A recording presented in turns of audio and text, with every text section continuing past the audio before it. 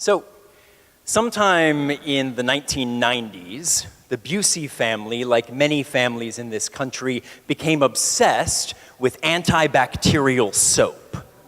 You know, the kind that promises to kill 99.9% of whatever creepy, crawly, disease-packed bacterial threat might be lurking on your vulnerable dishes, on any household surface, or worst of all, on your vulnerable, beautiful hands. And we Buceys bought into this attractively logical, reasonable idea that in order to be really clean, to be really safe, we had to get rid of every single tiny terror that threatened our health. And if we couldn't do that, getting rid of 99.9% of them seemed like the next best thing. We had countless bottles of the body soap, the dish soap, the counter wipes, and we most definitely had the crown jewel of antibacterialness, the personal, pocket-sized Bath & Body Works Holiday Premiere Edition gingerbread-scented hand sanitizers. We were ready to take on whatever nastiness the world threw our way. And then the unthinkable happened. New science emerged in this new century, revealing potential dangers of the antibacterial movement. There were now myriad reasons to question the use of this tool we'd grown to love and honor. First, the active ingredient of many of these cleaners, triclosan, was now thought to be potentially toxic to human health, to the environment, to basically everything we've got. It was also now feared that the promise of how effective these cleaners really were was way off the mark. Perhaps scariest of all, it was also found that attempting to get rid of all kinds of bacteria all the time might just do exactly the opposite of what we hoped, severely compromising our immune systems. This would leave us in a mess far worse than the mess we were trying so desperately to avoid. Now, I won't belabor this metaphor much longer, and we've got plenty of folks in our congregation who can keep us up to date on the latest and best science, but I've often thought of this image whenever I approach an interaction that I dread. Whenever I just want the most simple, quick, easy outcome that will feel 99.9% good, that will feel 99.9% reassuring, and will reaffirm 99.9% of all the beliefs I brought to the table originally, I think about antibacterial soap. Whenever you look at me and it looks like I'm praying, I'm probably thinking about soap. And I think about the promises made by a product that claims to single-handedly protect you from failure. And then, at my best, I approach the dreaded conversation with the knowledge that the CDC basically recommends that the best way to clean up a mess, to clean up your hands, to clean up yourself, is not with antibacterial ooze that will erase the mess completely, but with plain old soap and water. The kind that's non-toxic and appreciates messes as exactly what they are. Things we need to clean up, but things we cannot and should not entirely erase from our reality.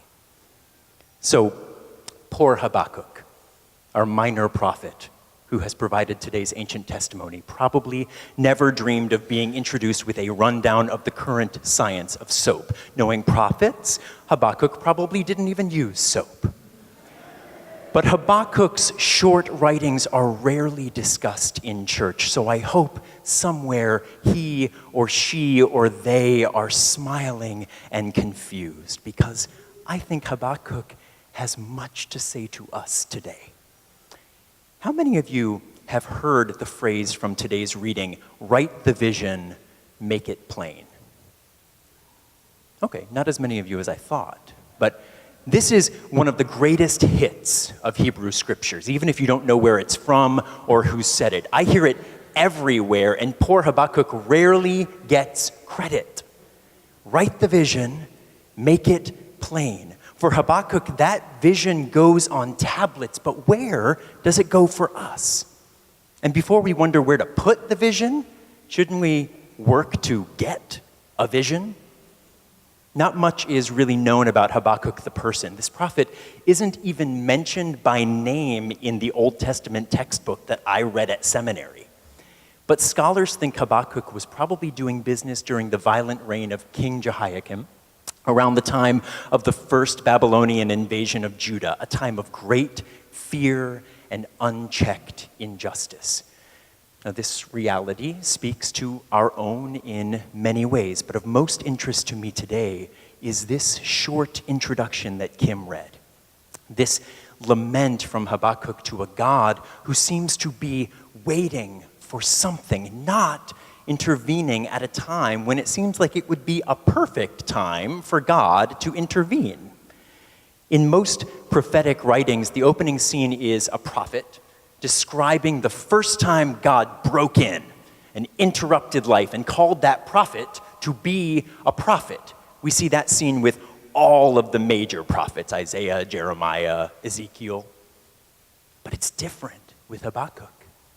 Habakkuk looks around and sees unchecked injustice, misplaced ego, unquestioned pride, and sends his own lament or her own lament or their own lament to God.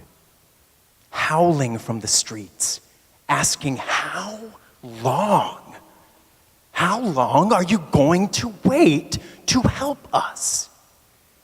The tenor of this lament is less like other prophetic writings and more like a writing from the psalmists, an interrogative, even accusatory wailing to a God who doesn't seem interested in a burning world that is crying out for help. And what comes from this wailing? God pays attention. But the answer is a bit different from what Habakkuk envisioned. There are many ways to interpret God's reply to Habakkuk, but today I offer one humble interpretation. Write the vision, make it plain. The righteous live by their faith.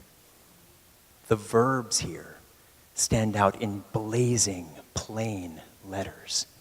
Write, make, live, and do all of it in faith.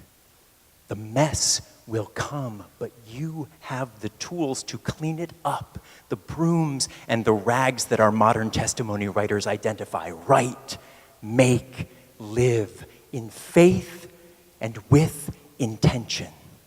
So I imagine this might have been a bit disappointing to Habakkuk. Habakkuk asks God to do something, and in response, God basically says, Habakkuk, how about if you also do something? Habakkuk calls for salvation, and instead of salvation, Habakkuk gets pointed toward liberation. The problem is salvation happens quickly and requires little of us, but the work of liberation happens more slowly and requires all of us. Today, after service, as Christine announced, our community will continue to embark on an investigation of the construct of whiteness and its role in the systemic racism that permeates this country's past and present. Many of you have heard me say this before, but I believe this building and community has the potential to be a research and development center for how to do all three of the things required of Habakkuk's God. Write, make, live. The writing part belongs to the research and development phase, a time of collective self-interrogation and collective confession. The making and living parts come later and are necessary, but we're not quite there yet. Right now, we are in the R&D phase of something. Now, it can sometimes be hard for an amazing congregation like ours, one that is so used to responding quickly and beautifully to causes that ignite our imagination, to spend time in the R&D phase. But we've done it before. I know that I love to get to the living part. I love a quick salvific fix. I am a Christian after all. But I think this time is different. This time, salvation is not being offered. This time, liberation is being offered. This time, even we thoughtful, caring folks need to take a moment to listen and learn. Logic and reason are wonderful tools, and they have often very cleanly and sometimes very quickly moved us toward moral imperatives that have helped us and helped our neighbors. But even our own logic and reason can keep us protected from messes we need to address more intentionally. Even our own logic and reason can obscure the voices of those we truly need to hear. And when logic and reason do either of those things, they can be toxic. This is a time to educate ourselves. And if you think that you're educated, it's a time to re-educate ourselves. It's also a time to be wrong when we have spent so much time being assured that we are right. The writing has been on the wall for a very long time, and those of us wrapped in the protection of invented whiteness have been privileged enough to only occasionally engage it. There have been cries and laments interrupting the dream of who this country thinks it is for centuries. Cries against injustice, laments for lives lost, and hopes dashed, especially from people of color, for a very long, long time. Some have woken and engaged continuously. And now, with the ubiquity of cell phone footage and other tools, we who have been able to only occasionally wake and engage from this dream and disengage from that dream and engage with what's actually in front of us is here. This dream has made us feel so safe and secure, but now we have an opportunity to confront the pat cleanliness of that dream as the convenient lie it is and interrogate its shortcomings. We have an opportunity, and we are only in the research and development phase of it. We have learning and listening to do, and then we have talking and networking to do. But the God of Habakkuk's writings does not promise immediate satisfaction, and whiteness is very good at desiring and even requiring immediate satisfaction. Anti-racism workshops often feel like too much talk about being safe and brave, when the most important ingredient to my mind is intentional risk. There is no vision without intentional risk. We do not need to congratulate ourselves for being brave. We cannot assume that any space will ever be safe. We need to trust that being a community of faith means that we are in this mess, that we are at this table for the long haul. Quick fixes are not the goal. Research and development often moves outside the calm logic and reason that has kept whiteness feeling so proud, yet so fragile for so long. Intentional risk is the foundation. It is the plain old soap and water. It is the broom and it is the rags. It is the tool that undergirds our work and promises that we can get messy and still find non-toxic tools to clean it up afterward. This is hope.